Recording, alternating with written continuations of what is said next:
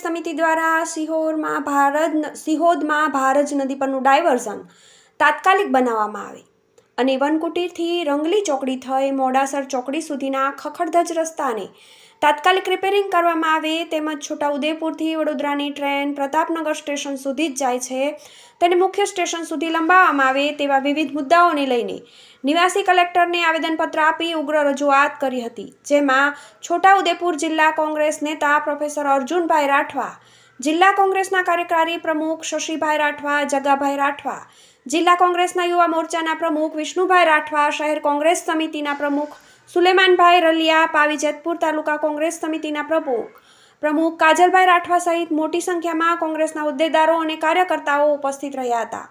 કોંગ્રેસ નેતા પ્રોફેસર અર્જુન રાઠવાએ જણાવ્યું હતું કે ઠેર ઠેર રોડ રસ્તા ખરાબ છે, રેત ખનનના કારણે સ્થિતિ ખૂબ ખરાબ થઈ ગઈ છે અને બેફામ ભ્રષ્ટાચાર થઈ રહ્યો છે. નળ સે જલ યોજનાનું ભ્રષ્ટાચાર, નકલી કચેરી કૌભાંડ, ગરીબ કલ્યાણ મેળાના સાધનોનું કૌભાંડ, સાયકલોનું કૌભાંડ, અનેક કૌભાંડો જોવા મળી રહ્યા છે. 3 જેટલા મુદ્દાઓ પર અમે આજે આવેદન આપ્યું છે. આ 3 જેટલા મુદ્દાઓ પર સરકાર દ્વારા 7 દિવસની અંદર કોઈ જવાબ આપવામાં નહીં આવે તો કોંગ્રેસ પાર્ટી જિલ્લાના લોકો સાથે વાત કરીને લોકોનો સહકાર લઈને જે પ્રકારનું આંદોલન કરવાની જરૂર પડે છે એ આંદોલન અમે લોકો સાથે મળીને કરીશું, એમ કોંગ્રેસ નેતા પ્રોફેસર અર્જુન રાઠવાએ જણાવ્યું હતું.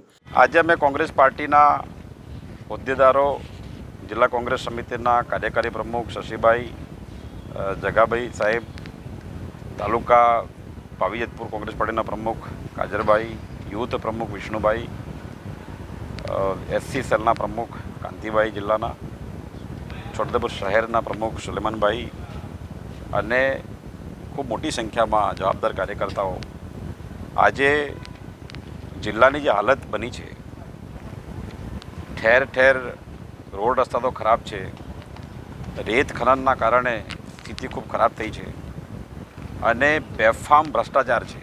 નલ સે જલનું ભ્રષ્ટાચાર, નકલી કચેરી કૌભાંડ 25 કરોડ,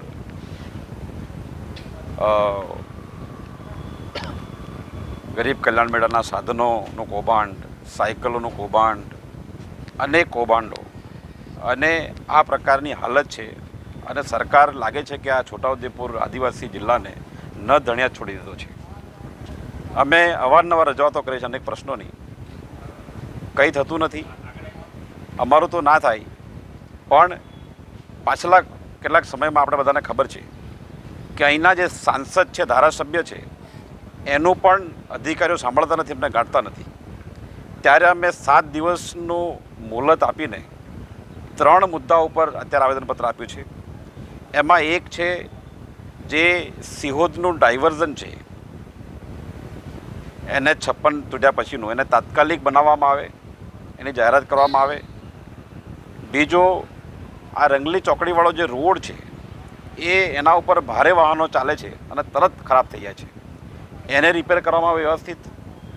અને સૌથી વધારે બીજો મહત્ત્વનો મુદ્દો છે, અહીંયાથી જે ટ્રેન જાય છે વડોદરા, એ ટ્રેનમાં અત્યારે ખૂબ જ ભીડ થાય છે, કારણ કે બસ વ્યવહારનું ઠેકાણું નથી, રોડના ઠેકાણા નથી, લોકો ટ્રેનમાં જવાનું પસંદ કરે છે. અને એ ટ્રેન પેસેન્જરોને પ્રતાપનગર ઉતારે છે.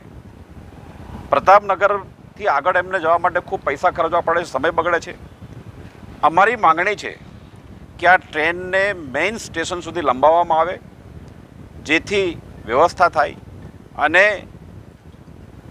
આ બધા જો 3 મુદ્દા ઉપર સરકાર દ્વારા 7 દિવસમાં કોઈ જવાબ આપવામાં નહીં આવે તો 7 દિવસ પછી કોંગ્રેસ પાર્ટી જિલ્લાના લોકો સાથે વાત કરીને, લોકોનો સહકાર લઈને જે પ્રકારનું આંદોલન કરવાની જરૂર પડે એ આંદોલન અમે લોકો સાથે મળીને અહીંયા કરીશું. એ અમે આજે આવેદનપત્ર આપ્યું છે. Reporter Rehan Patel, Chhotaudepur, GTV news.